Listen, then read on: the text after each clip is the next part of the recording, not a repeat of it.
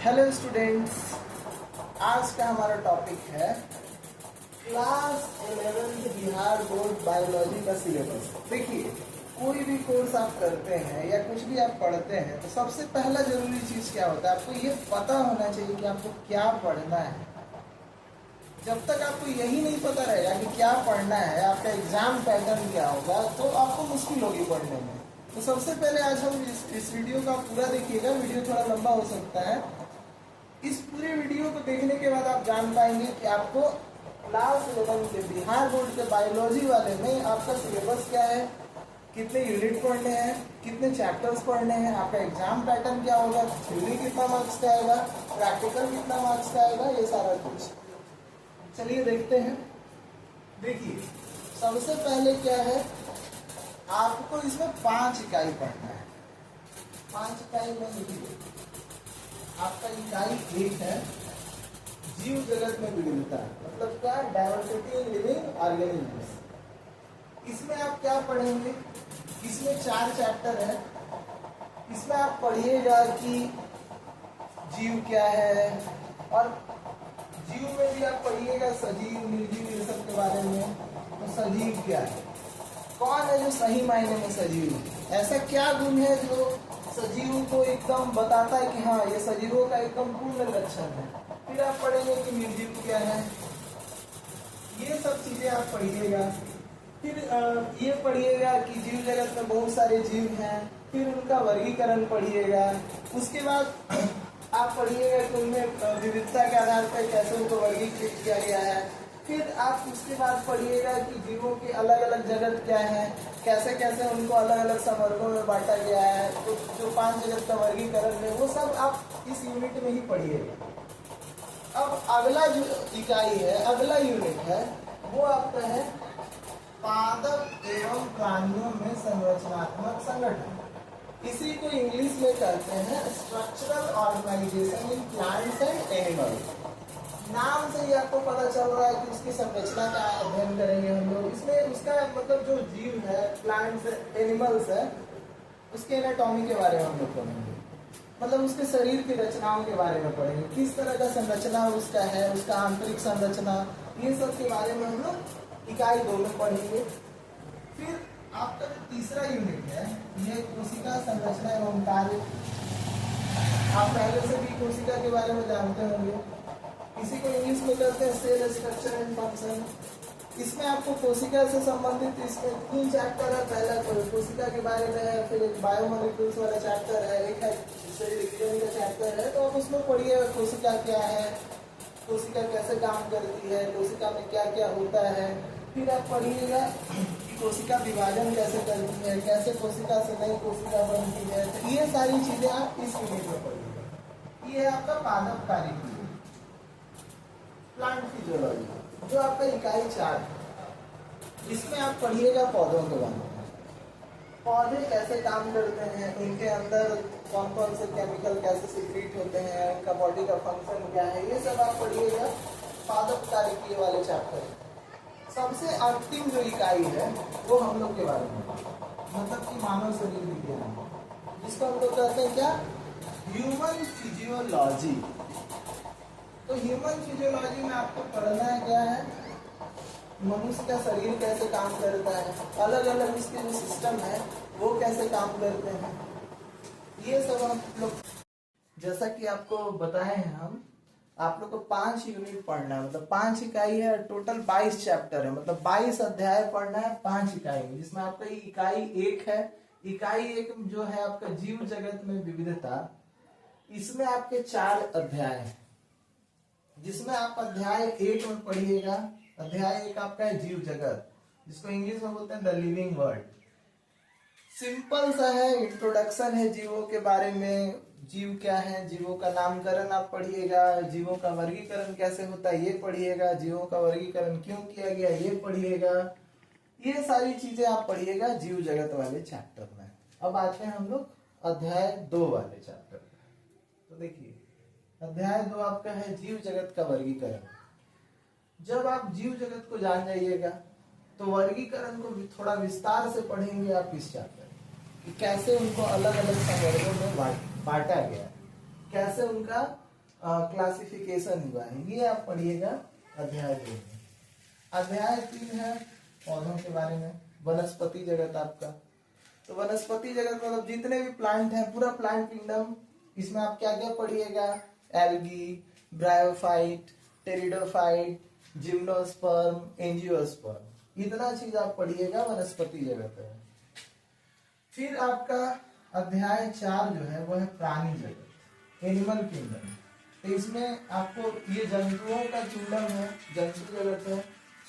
तो इसमें आपको जंतुओं से संबंधित सारी चीजें, जितने भी फाइलम्स हैं आपको, जैसे पोरीफेरा है, सिलेंटरेटा है, ये सब आप पूरा वहां से लेके पोरीफेरा से लेके कॉर्डेटा तक आप सारा कुछ पढ़िएगा प्राणी जगत में विस्तार से, हर फाइलम को। इकाई 2 में आपके 3 चैप्टर हैं। इकाई 2 आपका क्या है, पादप एवं प्राणियों की संरचनात्मक संगठन।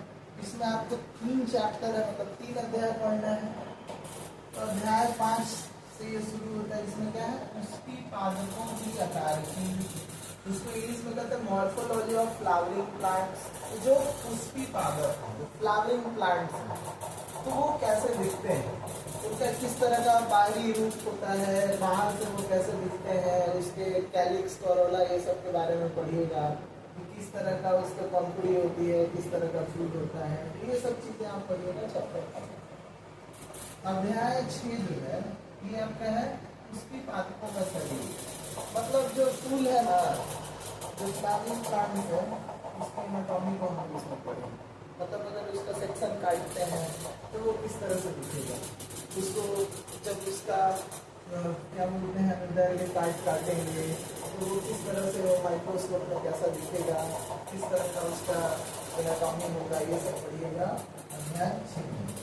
अध्याय 7 है प्राणियों में संरचनात्मक संगठन, जंतुओं के बारे में है। तो एनिमल्स में किस तरह का जो उसका बॉडी ऑर्गेनाइजेशन होता है, किस तरह से उसकी संरचना होती है शरीर की, इन सब चीजों के बारे में हम लोग पढ़ेंगे अध्याय 7। इकाई 3 में आपको पढ़ना है, इकाई 3 है आपका कोशिका संरचना एवं कार्य, मतलब सेल स्ट्रक्चर एंड फंक्शन, उसको इंग्लिश में बोलेंगे। इसमें आपका अध्याय 8 से लेकर अध्याय 10 तक है। अध्याय 8 आपका है कोशिका, जीवन की इकाई। इसमें आप कोशिका के बारे में पढ़ेंगे, कोशिका के सारा बेसिक इंट्रोडक्शन पढ़ेंगे। फिर आप जो जो कोशिकांग होते हैं, जैसे माइटोकॉन्ड्रिया है, लाइसोसोम है, राइबोसोम है, कोशिका द्रव्य है, उसके बाद आपका उन सब का क्या काम है, इन सब चीजों के बारे में आप पढ़िएगा कोशिका जीवन की इकाई वाले चैप्टर में। उसके बाद जैव अणु, अध्याय 9। आपको चैप्टर 9 जो जैव अणु है, इसमें बायोमोलिक्यूल्स, मतलब जैव अणु क्या होता है, आपका डीएनए, आरएनए, इन सब के बारे में पढ़ना है इस चैप्टर में। फिर आपका अध्याय 10 कोशिका चक्र और कोशिका विभाजन। तो इसमें आप पढ़िएगा सेल साइकिल के बारे में और सेल डिवीजन के बारे में, मतलब कि कैसे कोशिका का चक्र चलता है, कैसे कोशिका विभाजन करके नई नई कोशिकाओं का निर्माण करती है, और कितने देर में ये पूरा मतलब जो चक्र है कंप्लीट होता है। इसी में आपको मियोसिस, माइटोसिस, सारा चीज पढ़ना है। तो वो सारी चीजें आप पढ़िएगा अध्याय 10 में। आपको इकाई 4 में आपका अध्याय 11 से लेकर के अध्याय 15 तक आपको पढ़ना है। इसमें आपका 1, 2, 3, 4, 5 अध्याय टोटल आपको पढ़ना है, मतलब 5 चैप्टर है। देखिए पादप कार्य की पूरा यूनिट ही प्लांट के बारे में है, कैसे पौधे काम करते हैं। तो पहला चैप्टर जो है इसका, इस यूनिट का मतलब अध्याय 11 जो है पौधों में परिवहन।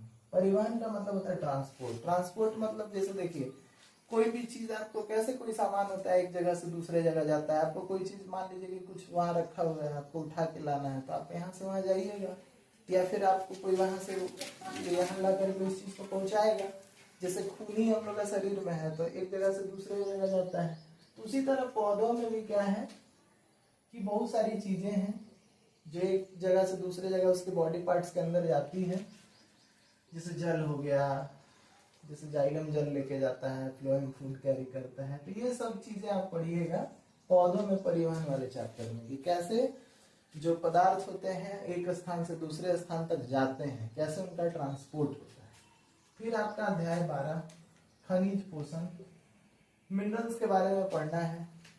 जितने भी आपके मिनरल्स है, कैल्शियम है, मैग्नीशियम है, आयरन है, सारी चीजों के बारे में, किस तरह से उनसे पौधों में पोषण होता है, कैसे वो पौधे में क्या काम करते हैं, ये सब चीजों के बारे में आपको पढ़ना है अध्याय 12 में।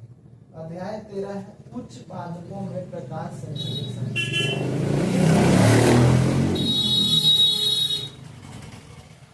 अध्याय 13 जो है इसमें आपको पढ़ना है उच्च पादपों में प्रकाश संश्लेषण, मतलब कि कैसे इसमें प्रकाश संश्लेषण होता है हायर प्लांट्स में, मतलब बड़े पौधों में।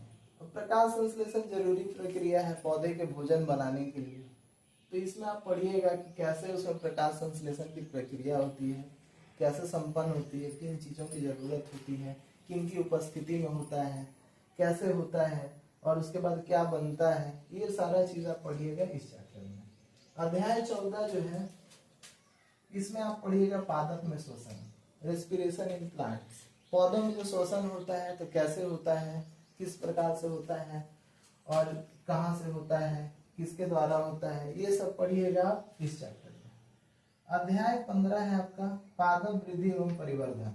तो जो भी कैसे पौधे वृद्धि करते हैं, कैसे फलते फूलते हैं, ये सब आप उसमें पढ़िएगा। उसमें क्या हार्मोन का रोल होता है, कौन सा हार्मोन होता है, हार्मोन का क्या योगदान होता है, ये सब चीजों के बारे में आप पढ़िएगा अध्याय 15। इकाई 5 आपका है मानव शरीर विज्ञान। ये जो इकाई है ना ये हम लोग के बारे में है, मतलब मनुष्यों के बारे में। ये पूरा यूनिट है ह्यूमन फिजियोलॉजी का। इसमें आप पढ़िए कि मानव शरीर कैसे काम करता है, इसी का अलग अलग चैप्टर है। तो देखिए अध्याय 16 जो आपका है पाचन एवं अवशोषण, इसमें आप पढ़िए कि मनुष्य में पाचन की क्रिया कैसे होती है और जो न्यूट्रिएंट्स होते हैं, जो पोषक तत्व होते हैं, वो कैसे अवशोषित होते हैं।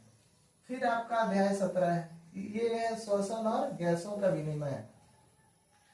तो श्वसन और गैसों का विनिमय का मतलब कि श्वसन कैसे होगा, इसमें ब्रीदिंग कैसे होगा, कैसे हम लोग सांस लेंगे, और गैस जो एक्सचेंज होगा, मतलब कि हम लोग लेते हैं ऑक्सीजन, कार्बन डाइऑक्साइड छोड़ते हैं, तो इन सब चीजों के बारे में डिटेल में पढ़ना है आपको अध्याय 17 में। ये चैप्टर के बाद आपको पढ़ना है अध्याय 18, जिसमें क्या है शरीर द्रव तथा परिसंचरण, मतलब बॉडी में जितने भी फ्लूइड्स हैं, जितने भी आपके जो अंदर लिक्विड पार्ट है, जैसे कि ब्लड हो गया, रक्त हो गया, मतलब जो भी आपका हार्मोन है, ब्लड है, एंजाइम है, बहुत सारी चीजें हैं जो कैसे एक जगह से दूसरे जगह जाती है, पूरा उसका जो पूरा डिटेल है हम लोग को इस चैप्टर में पढ़ना है। जैसे कि आपका रक्त संचार कैसे शरीर में होता है, आपका हृदय से पूरे शरीर में कैसे जाता है, इन सबको हम लोग इस चैप्टर में डिटेल में पढ़ेंगे। अध्याय 19 आपका है उत्सर्जी उत्पाद एवं उनका निष्कासन, मतलब जो भी शरीर में वेस्ट प्रोडक्ट्स है ना, जितना भी कचरा चीज है, जो भी उत्सर्जन होता है, जो भी कचरा चीज जो बॉडी से जो भी वेस्ट प्रोडक्ट है जो बाहर निकलता है, तो कैसे निकलेगा, कौन से उत्पाद बनते हैं, कैसे उनका निपटारा होगा, बाहर कैसे निकलेंगे, ये सब आप पढ़िएगा अध्याय 19 में। अध्याय 20 में गमन एवं संचलन, मूवमेंट कैसे होता है, कैसे चलते हैं, कैसे एक जगह से दूसरे जगह जाते हैं, तो उन सब के बारे में पढ़ना है आपको अध्याय 20 में। अध्याय 21 है तंत्रिकीय नियंत्रण एवं समन्वय, हमारा जो पूरा नर्वस सिस्टम है, तंत्रिका तंत्र है, कैसे काम करता है, शरीर पे किस तरह से उसका नियंत्रण होता है और किस तरह उसका समन्वय होता है, किस तरह से जैसे स्पाइनल कोड कैसे काम करता है, दिमाग के साथ कैसे उसका कोऑर्डिनेशन होता है, ये सब आप पढ़िएगा चैप्टर 21 में। अध्याय 22 जो अंतिम वाला है, इसमें रासायनिक समन्वय और एकीकरण है, मतलब बॉडी में जितने भी केमिकल्स हैं आपस में कैसे उनका समन्वय होता है, कैसे वो आपस में मिलकर काम करते हैं, इन सब के बारे में आपको अध्याय 22 में पढ़ना है। एग्जाम पैटर्न का बात करते हैं। देखिए आपका जो बायोलॉजी है, ये पूरा आपका जो बायोलॉजी का पेपर है पूरा 100 नंबर का होता है। 100 नंबर में आपका 70 थ्योरी और 30 प्रैक्टिकल। अभी जो 70 मार्क्स का थ्योरी है, इस 70 मार्क्स में आपका 35 आता है ऑब्जेक्टिव और 35 मार्क्स का आता है सब्जेक्टिव। अब देखिए ऑब्जेक्टिव में तो आपके 35 प्रश्न हो गए ऑब्जेक्टिव वाले, तो ये 35 मार्क्स का हो गया। सब्जेक्टिव में आपका दो तरह का आएगा, लघु उत्तरीय आएगा, इसमें 20 क्वेश्चन पूछा जाएगा, जिसमें से 20 पूछा जाएगा, इसमें से आपको 10 का आंसर देना है, 10 का उत्तर देना है।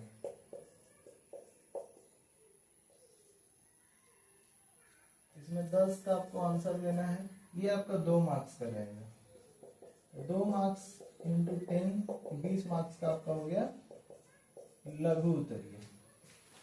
लघु उत्तरीय आपका आएगा 2 मार्क्स का, 10 क्वेश्चन, मतलब पूछा जाएगा 20, आपको जवाब देना है 10 का, तो 20 मार्क्स का आपका हो गया लघु उत्तरीय। तो 35 में 20 इसका हो गया।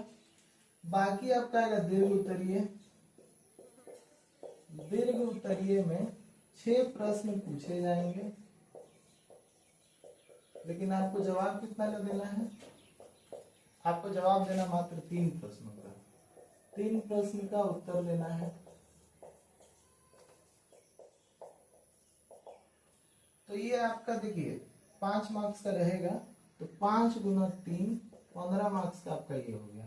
तो 15 मार्क्स ये और 20 मार्क्स ये, तो आपका ये हो गया 20 प्लस 15, तो 35 मार्क्स का आपका थ्योरी का। तो आपका मतलब ये 35 ऑब्जेक्टिव और 35 मार्क्स का आपका सब्जेक्टिव, तो मिला के हो गया 70 नंबर पूरा थ्योरी पेपर का। तो यही है आपका एग्जाम पैटर्न, और सिलेबस तो आपको बता ही दिया गया है।